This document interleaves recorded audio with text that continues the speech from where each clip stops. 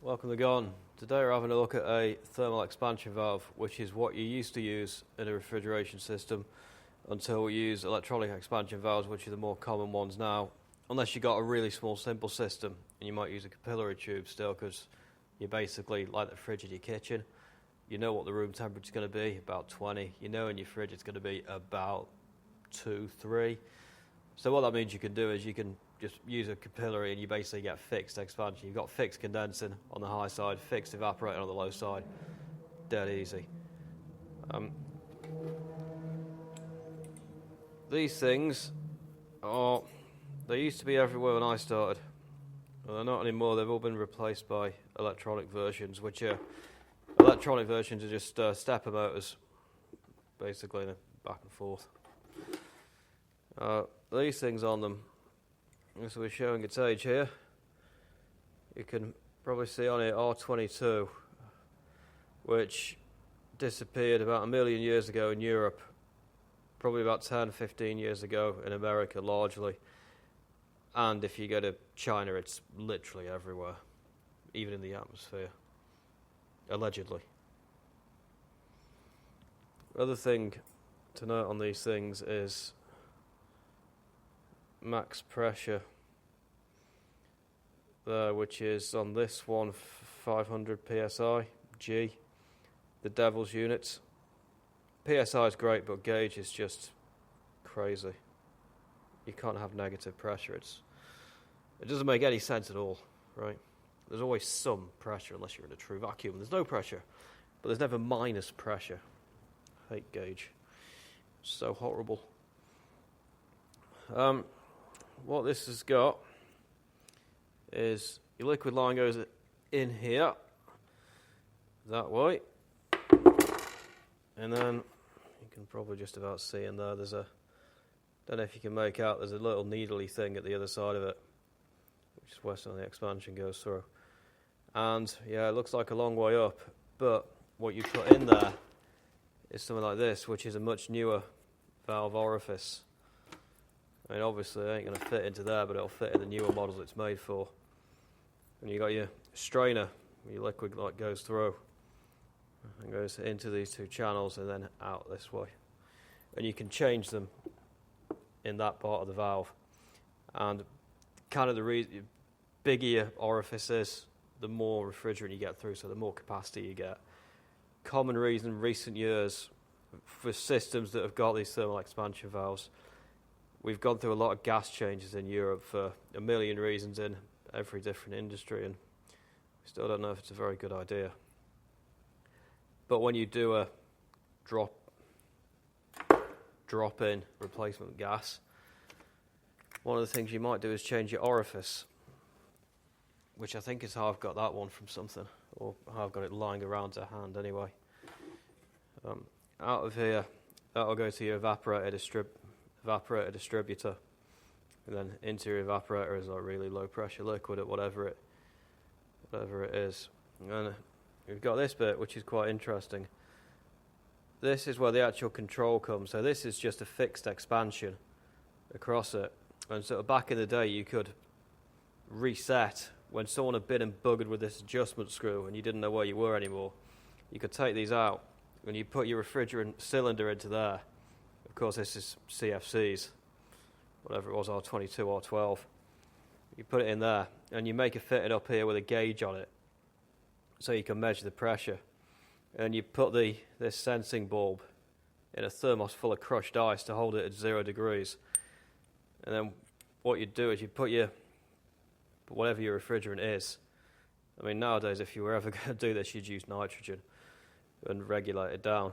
You put it in at one pressure, then you see what it comes out at, and that's just the inherent drop across the valve because of the restriction. And then what you do is you screw this in and out to adjust it to get the superheat you want.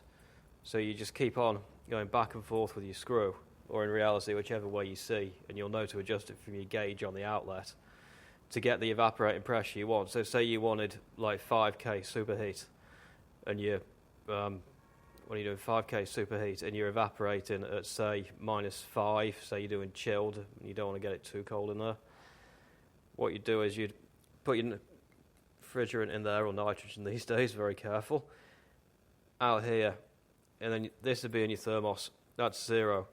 And then all you do is just turn this screw whichever way. You either go anti-clockwise to increase the pressure, i.e. more opening, or you go clockwise to decrease the pressure, so more throttling. And then you look at your, you don't have a slide rule anymore. You probably use an app. And you work out what saturation pressure you need for -5 evaporating with whichever gas it is that you're using. And then you just back and forth it until you get that pressure. And then when this is 0, you know that with this inherent drop, or the characteristic drop of the valve and the orifice at the pressure you're at, with the adjustment as you put it, then you're at 5 superheat at 0, or 5K superheat at -5 evaporating for 0 temperature. Whatever you want. Go wild. Anyway, this bit sits on the outlet of your evaporator somewhere, and that picks up the pressure, it picks up the temperature on the outlet of the pipe, or the outlet of the evaporator on the pipe, and it feeds it back into this diaphragm.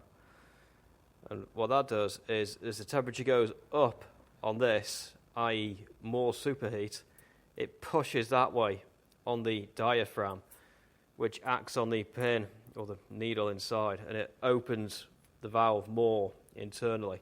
So you get more refrigerant flow, and then your superheat drops and you get more capacity. Likewise, if your pressure on the pipe gets too cold or lower than you want, then there's less force here, and it closes up, and then you get more superheat.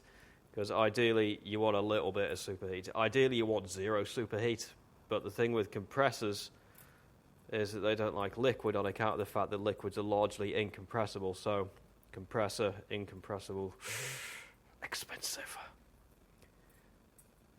Which brings us on to this. Before we do that, what we should say actually is these bulbs, usually they'll be charged with the same refrigerant as is in the system. So if you've got a system with, like as this valve was for R22, you will put R22 in here. And then beyond that, you either do a liquid charge or a vapor charge, it is. Liquid is charged in such a way there's always some liquid in here, a bit more control. And if you vapor charge it, it's possible to evaporate all the liquid into vapor, and then in some circumstances you can lose control. So you're probably better off with liquid for most applications. Not all, obviously, but most. The other thing you can do is cross-charge these when you put either just a different refrigerant in here or a blend of a couple of refrigerants to get the properties you want.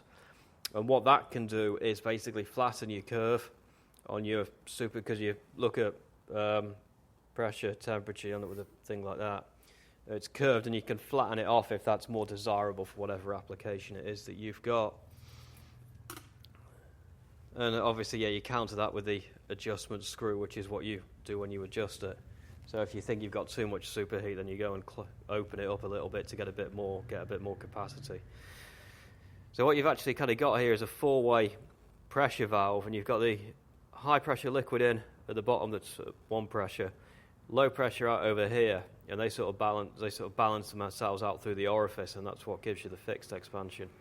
But then you've also got the feedback here onto the top of the diaphragm, and also the internal valve pressure, which are, again, 2 opposing forces in opposite directions.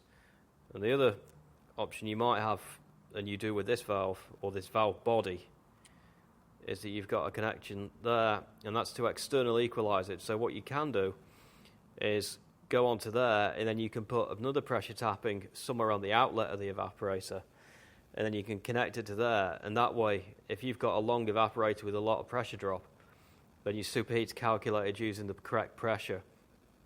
Some applications you get that cellar coolers in the UK. We use them to keep our beer, what most people would say is warm, or we call it mild, cool, whatever. Proper beer, we're not on about the fizzy stuff here.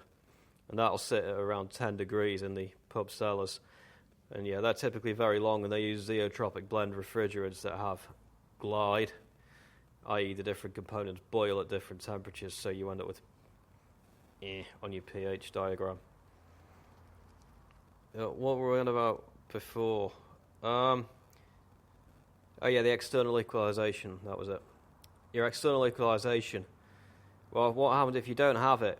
Say your evaporator inlet pressure is whatever pressure it is, and you have say half a bar or a bar of pressure drop through the coil because it's so long, well then what will happen is that the temperature at whatever it is will be, I mean, let's just put a number on it. We'll say this is at 0 degrees.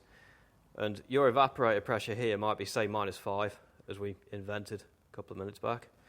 But because the pressure drop through your evaporator, what you might find is the actual saturation temperature at the evap outlet is -10. And if you're at -10, then you've got 10K superheat, but you'd only be measuring 5K. So you'd have a lot of your coil that wouldn't be utilized. But with external equalization, you account for that pressure drop, and then you can still get an accurate pressure or an accurate superheat reading across the coil. And I think that's about it for these old expansion valves. To be honest, I can't think of much else with them. I'll probably smash cut to an EV. We're talking about this sort of thing. So yeah, then you'll get this, which is your moving part of it. We've got refrigerant in, refrigerant out. That's the starter bit. Stepper coil goes on top, then rotates it round, and this is the bit that actually opens and closes on the inside. And put you back on. And strainer that comes with it, which you put on the inlet to stop all the crap getting into it. Wrap that back up. And you also get this box of fun, which has got a mysterious box in it and a load of sensors. That's the main actuator. There's a pressure transducer here that has to go on your suction line. Somewhere there's these temperature probes that also go on your suction line and in your coil, and probably up this return air, I'd guess. I don't know what the rest of it is. And you also get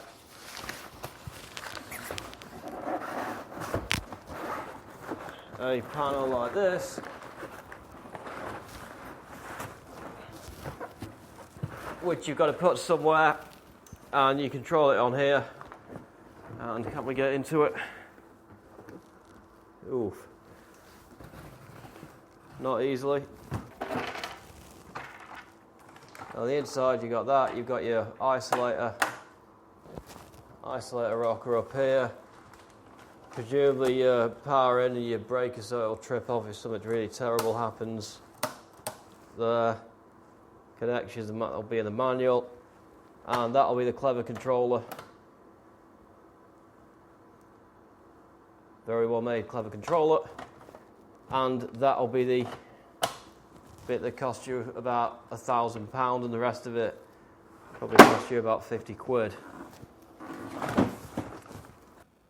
Which will probably be me complaining about how complicated and horrible they are.